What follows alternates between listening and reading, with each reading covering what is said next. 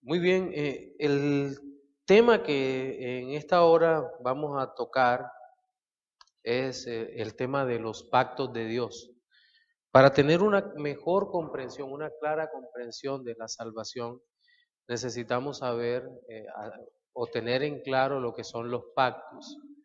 Yo recomiendo un libro que se encuentra gratis en la red que se llama Reinos y Pactos de Samuel Renihan.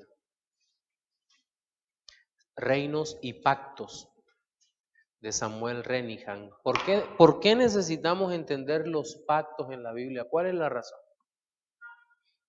¿Alguno ha visto el tema pactal? Sé que si una de las partes de la soteriología que más o que peor se ha o que más se ha visto afectada por la predicación modernista es sin duda el tema de los pactos, porque todo el mundo habla de pactos, pero nadie sabe lo que es el pacto realmente. Pregunto, ¿los pactos pueden ser hechos o el hombre toma la iniciativa en los pactos hacia Dios? Es evidente que no, ¿verdad? Yo recuerdo que hace algunos años, muchos años ya, a finales de los 90, tal vez 98, 99, eh, yo tenía un gran amigo, un pastor pentecostal, pero un hombre que tenía claro muchos conceptos, con él daba gusto hablar. Él se llamaba, porque partió con el Señor, René Peña.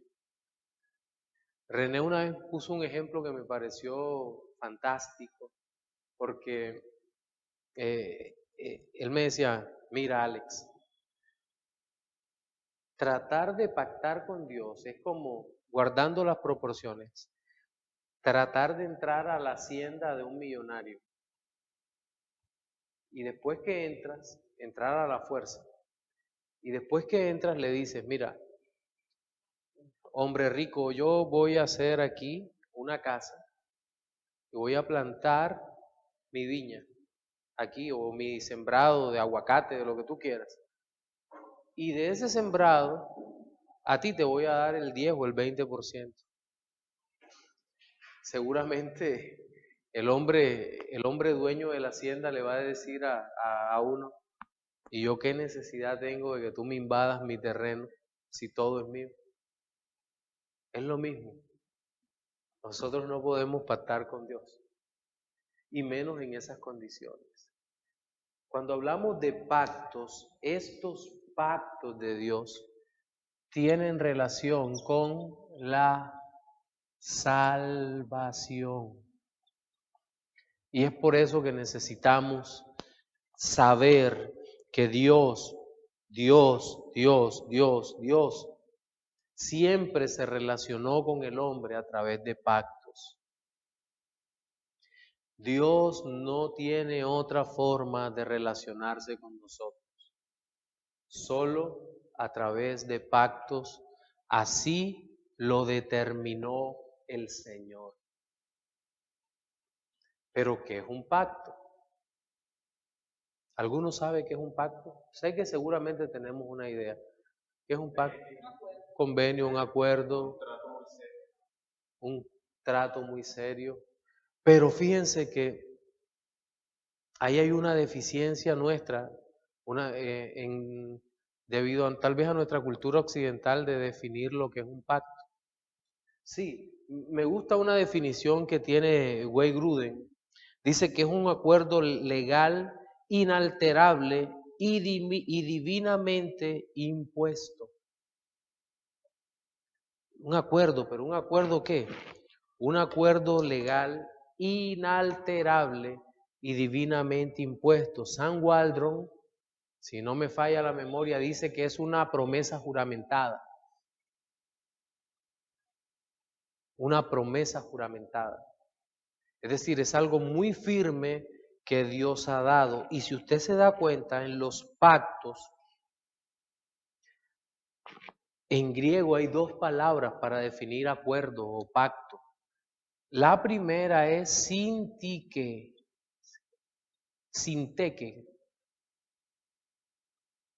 y la segunda es diateke.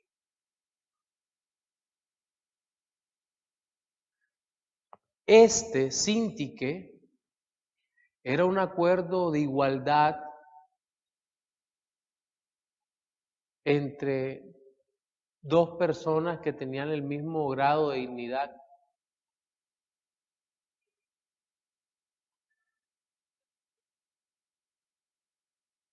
Pero fíjate que es algo así como testamento que refleja la última voluntad de una persona que ha decidido darle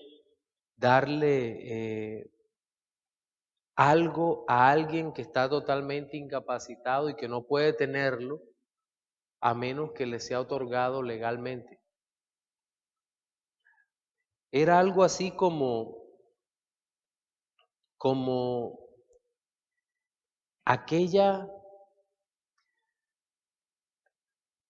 aquel grupo de normas que imponía un rey cuando conquistaba otro reino.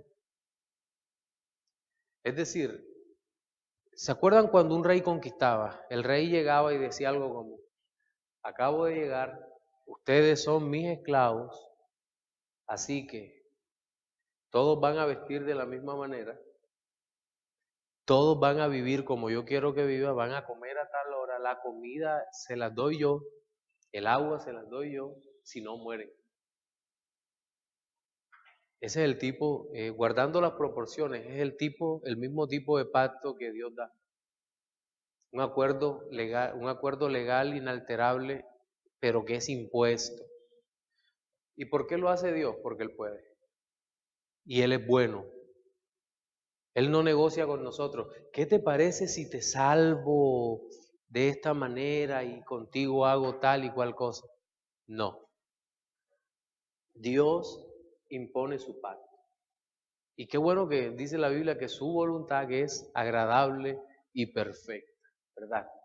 Entonces, cuando empezamos a ver los pactos, esa breve definición del pacto, tenemos que empezar a hablar del pacto de obras, que sería el primer pacto, ¿verdad? Vamos a borrar acá y hablemos de ese primer pacto, el pacto de obras. Y vamos a nombrarlo como el primer pacto, el pacto A. Pacto de obras.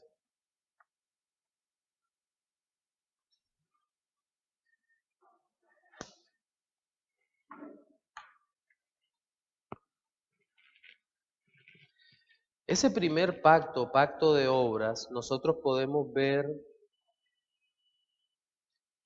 pasajes por ejemplo, Oseas 6:7, ¿quién lo tiene? Oseas 6:7. Preferiría que lo leyeran en una Biblia de traducción, de equivalencia formal como Reina Valera o Biblia de las Américas.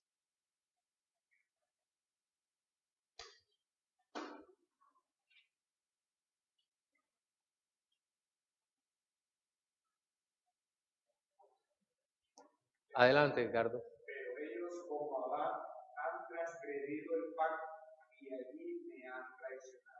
Ellos con Adán han transgredido el pacto y allí me han traicionado.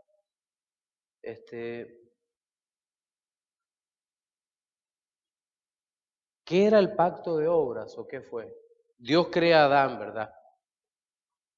Y habíamos dicho que Dios únicamente se relaciona con el hombre a través del pacto. Y muchos dirán, pastor, allí no hay ningún pacto. Porque para que haya un pacto tiene que haber unas características muy particulares. Por ejemplo, tendríamos que ver unas estipulaciones claras, ¿verdad?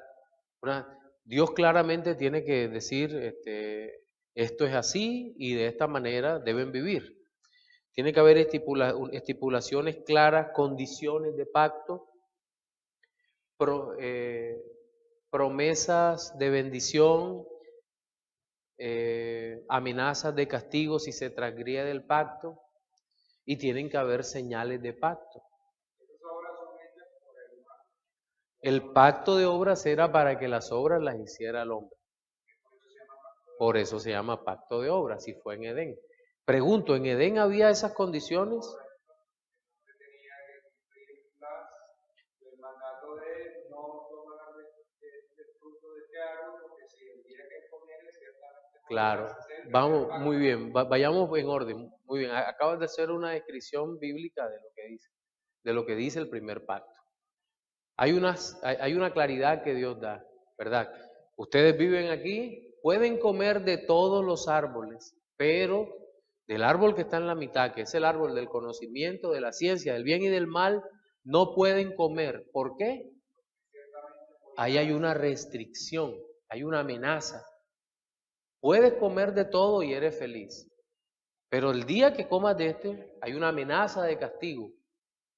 Pacto. El día que comas de esto, ciertamente morirás. ¿Verdad?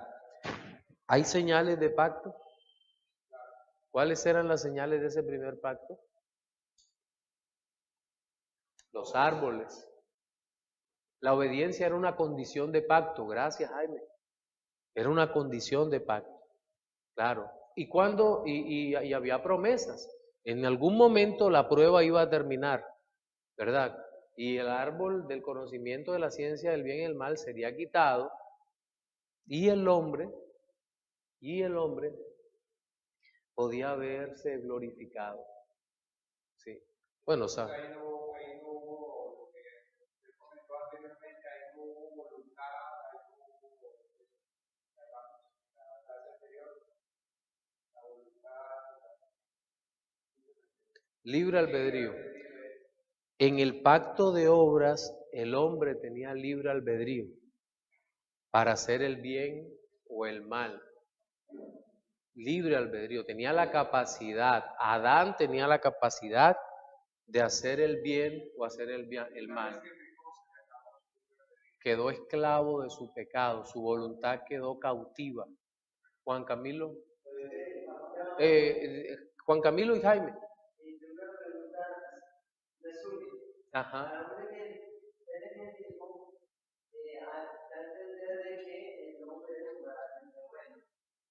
¿Quién? El pelagianismo. Ajá. Pero cuando sale Adán y Eva, también eran neutralmente tan normales. No, Adán y Eva no eran neutralmente, moralmente neutros, eran buenos, pero tenían libre albedrío. Y el libre albedrío de ellos se describe o se muestra como la capacidad en ese momento de pecar o no. ¿Cómo? No estaban limitadas hacia un solo aspecto moral. Y eso es un gran misterio, porque el libre albedrío podría ser una limitación moral, porque podían escoger el mal. El único ser totalmente libre es Dios. Bueno, y los ángeles que permanecieron con Él, porque ya no pueden escoger hacer el mal, no pueden rebelarse. Y nosotros tenemos totalmente libres cuando seamos glorificados, que ya no podremos inclinarnos moralmente hacia el mal. Sí, ¿hay alguna otra pregunta en esta dirección? Porque sé que esto se empieza a complicar la teología cuando empezamos a hablar de la voluntad del hombre. Ok. Entonces, este pacto tenía condiciones, promesas, tenía señales, amenazas, promesas de bendición. Y el hecho es que muchas veces se ha tratado de deteriorar toda esta doctrina diciendo algo así como que, bueno, pero realmente no vemos sino en Oseas 6:7 y no alcanzamos a ver toda la estructura pactal en ese primer pacto de obras. ¿Qué hacemos entonces? ¿Hay algún otro lugar en la Biblia que nos lo diga? ¿Ustedes se acuerdan de Romanos capítulo 5, versículo 12 en adelante? Donde habla de Adán y Cristo. Dice, por tanto, como el pecado entró al mundo, ¿por quién? Por un hombre, y por el pecado la muerte, así la muerte pasó a todos los hombres, por cuanto todos pecaron. Pero luego habla de Cristo, ¿verdad? Dice en el 15, pero el don no fue como la transgresión, porque si por la transgresión de aquel uno murieron los muchos, abundaron mucho más para los muchos la gracia y el don de Dios por la gracia de un hombre, Jesucristo. Ambos, el primer Adán y el segundo Adán, aparecen en ese plano de revelación, en esa realidad, en ese texto, como dos cabezas federales, dos cabezas de pueblos. Uno es Adán, que es la cabeza del hombre en un pacto, en el pacto de obras. Adán cayó y con él caímos todos. Pero Cristo aparece como cabeza de otro pacto, el que llamaremos teológicamente, así se llama, el pacto de gracia, en el cual por la obra de Cristo, no por la obra del hombre, son salvados los muchos de su pueblo. Pero ese tema lo tocaremos posteriormente, el tema del pacto de gracia. Pero hasta aquí todo bien. Eso nos da la claridad para entender que Adán realmente es la cabeza federal de un pueblo bajo un pacto, el pacto de obras. ¿Hasta aquí vamos claro? ¿Sí? Ok. Luego aparece un pacto llamado el pacto intratrinitario o pacto de redención. A este vamos a ponerle, este es el pacto de obras, el 2 es el pacto de redención. Pacto de redención.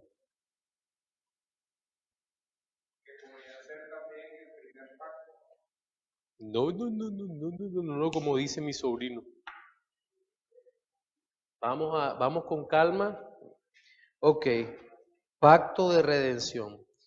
En Juan capítulo 17, versículos 2 y luego 6, nos muestra una perspectiva de este pacto de redención. Juan 17, 2 dice, como le has dado potestad, esta es la oración de Cristo, Dios Hijo a Dios Padre, como le has dado potestad sobre toda carne, para que dé vida eterna a todos los que le diste. Y en el 9 dice, yo ruego por ellos, no ruego por el mundo, sino por los que me diste, porque tuyos son, y todo lo mío es tuyo, y lo tuyo mío, y he sido glorificado en ellos. Y también otro texto que sería adecuado, Romanos 5, nuevamente, 18 y 19, que quede en nuestra memoria el tema de la oración del Dios Hijo al Dios Padre, ¿verdad? 5, 18 y 19 dice, así que como por la transgresión de uno vino la condenación a todos los hombres, de la misma manera por la justicia de uno vino a todos los hombres la justificación de vida. Porque así como por la desobediencia de un hombre los muchos fueron constituidos pecadores, así también por la obediencia de uno los muchos serán constituidos justos. Entonces, lo que vemos acá en este pacto de redención es que es un acuerdo entre iguales, que es entre Dios Padre, Dios Hijo y Dios el Espíritu Santo,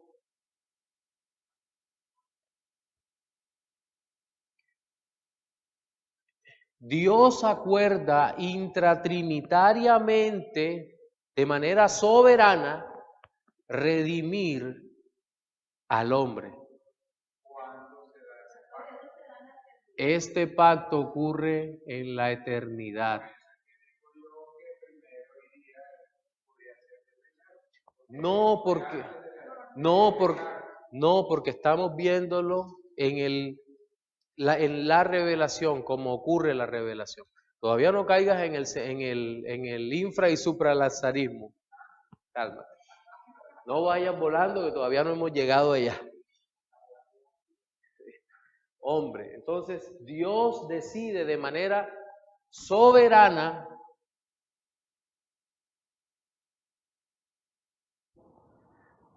¿el hombre era merecedor de que lo salvara? No. ¿Qué significa esto? Que esto ocurre en la eternidad. Que Dios sabía que el hombre iba a pecar.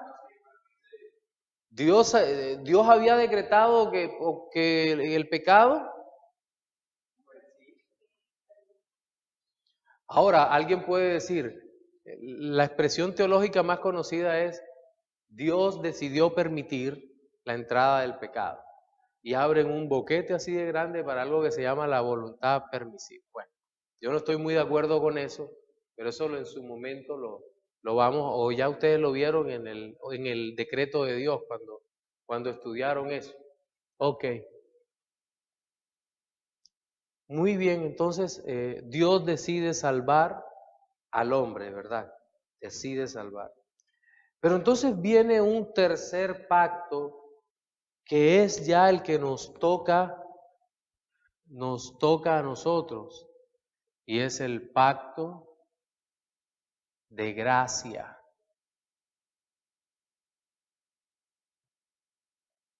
El pacto de gracia.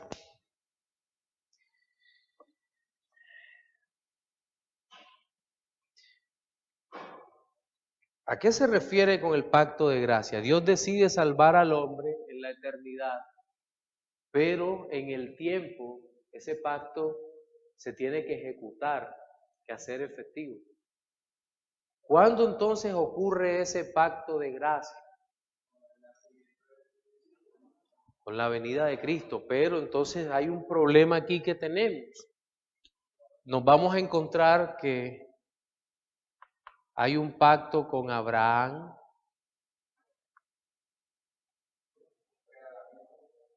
hay un pacto, perdón, empecé mal, hay un pacto con Noé, un pacto con Abraham, un pacto con Moisés, un pacto con David,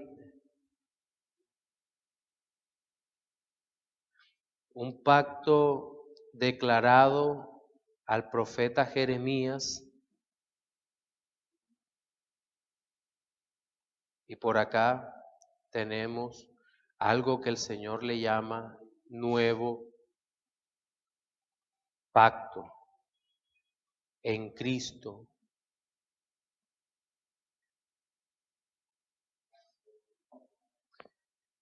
Entonces, si tenemos eso allí presentado de esa manera,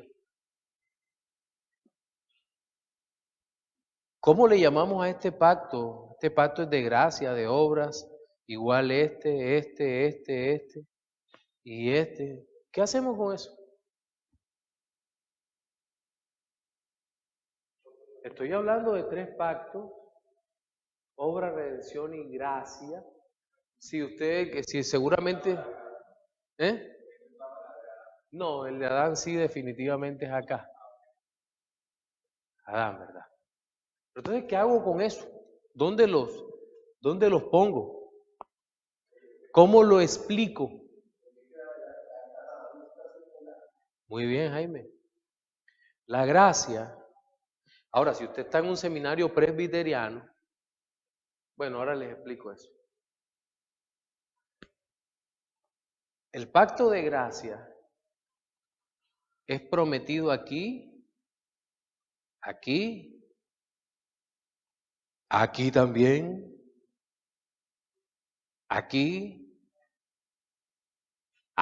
sin duda alguna, y acá es consumado. Consumado. Es una promesa que es progresiva, que se va ampliando con el paso del tiempo. Dios promete a Noé una redención universal. Noé es un tipo de Cristo, promesa tipo, ¿verdad? Le promete a Abraham y le da una visión gloriosa de Cristo. Abraham vio mi día y se gozó en él. Uy, pastor, pero tenemos problemas con Moisés. El que hiciere estas cosas vivirá por ellas. Este tiene más las características del pacto de obras. Y no solo eso, sino que la Biblia en la carta a los Hebreos le llama viejo pacto. Cuidado, me acusan de legalista ahora.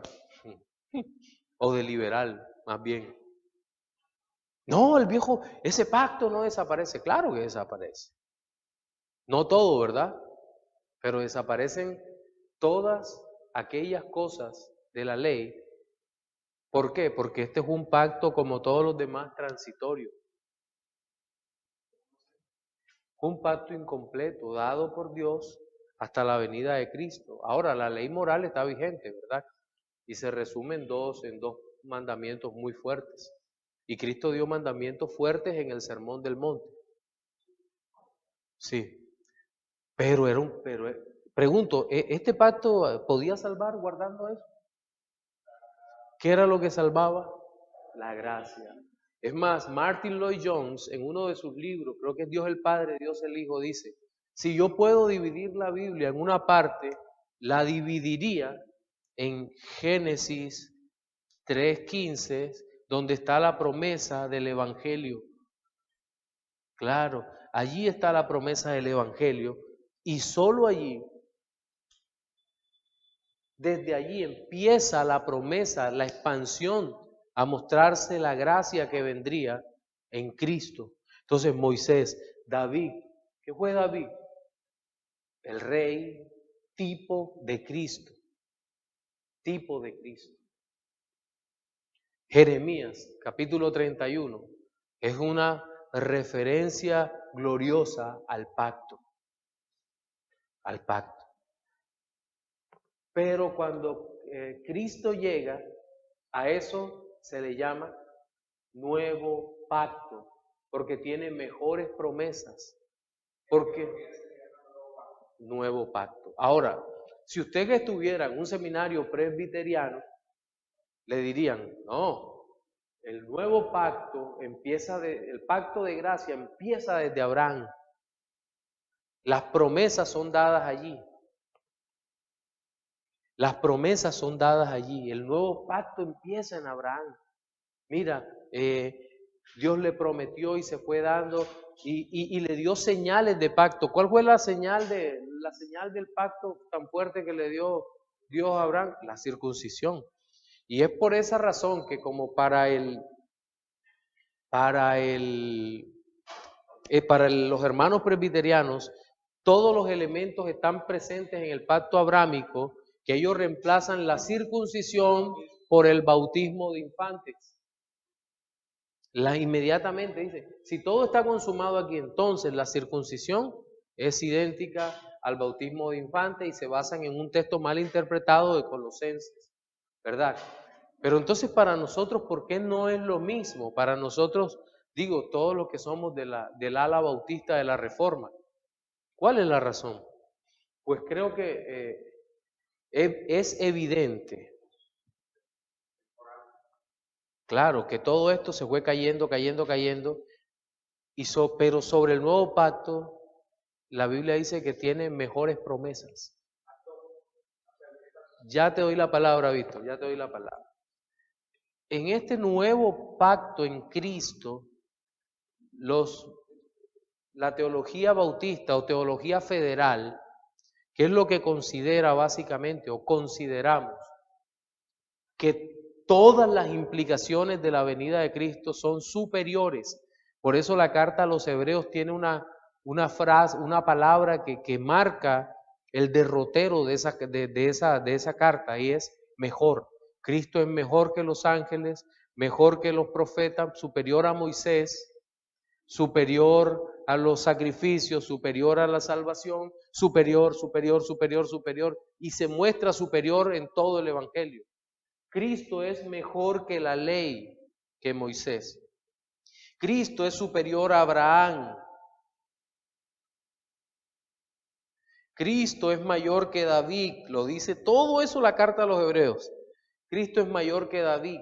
Cristo es el cumplimiento de esto, de esto, de esto, y acabó con esto.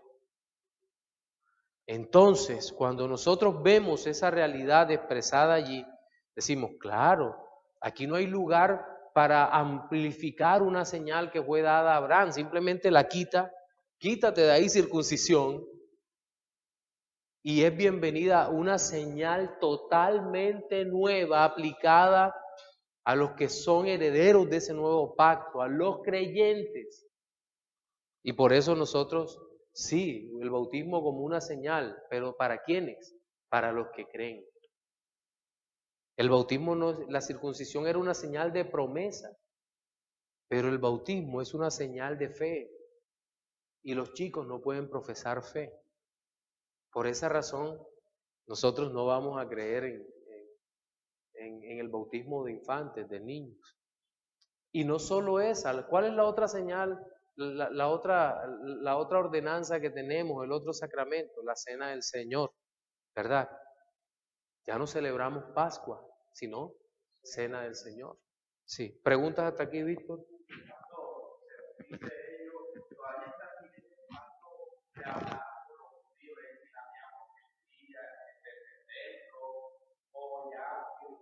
No, ya está, eso quedó atrás.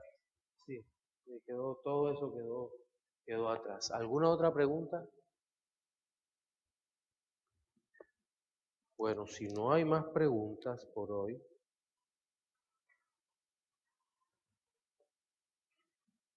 vamos a dejar hasta aquí nuestra clase.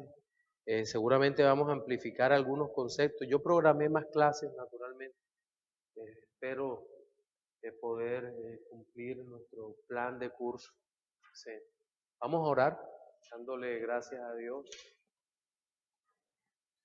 Dios Todopoderoso, nuestro Padre, te damos las gracias porque tú eres bueno y para siempre es tu misericordia. Gracias por este tiempo que tú nos has dado. Te pedimos que nos des sabiduría de lo alto, inteligencia, entendimiento, conocimiento, y que nos permitas, oh Dios de los cielos, hacer tu voluntad. Llévanos con bien a nuestros hogares, Dios de los cielos, y bendícenos con tu presencia. En Cristo Jesús, amén. Preguntas para la próxima clase. Preguntas para la próxima clase. ¿En qué se diferencia el semipelagianismo del arminianismo? ¿En qué se diferencia el semipelagianismo del arminianismo?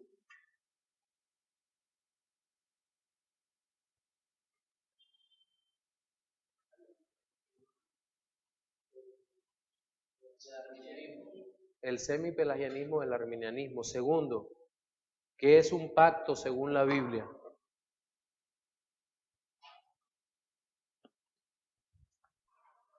¿Qué es un pacto según la Biblia?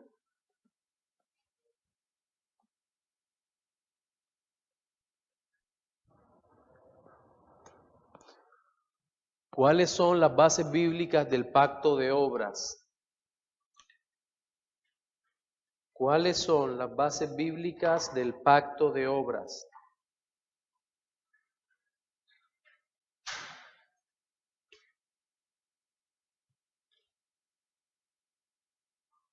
¿Cuál es la relación del pacto de gracia con los pactos de Noé, Abraham, Moisés, David,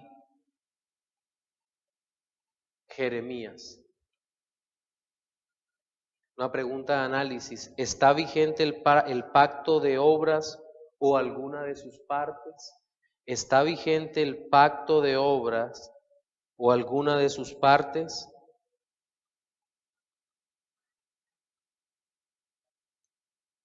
Explique el pacto de redención. Explique el pacto de redención. ¿Cuántas van? Listo. Tengan esas 6 preguntas ahí. Quiero que las desarrollen. ¿Cuál es la relación del pacto de gracia? el pacto de Noé, Abraham, Moisés, David.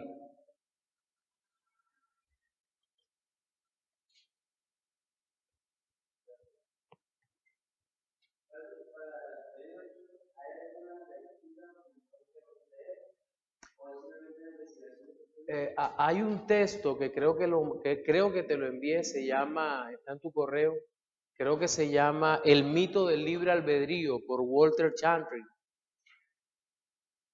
El mito del libre albedrío por Walter Chantry. Ojalá lo bajen. Si no, yo ahí estoy enviándoselos a ustedes. Bueno, mis hermanos, que el Señor les bendiga.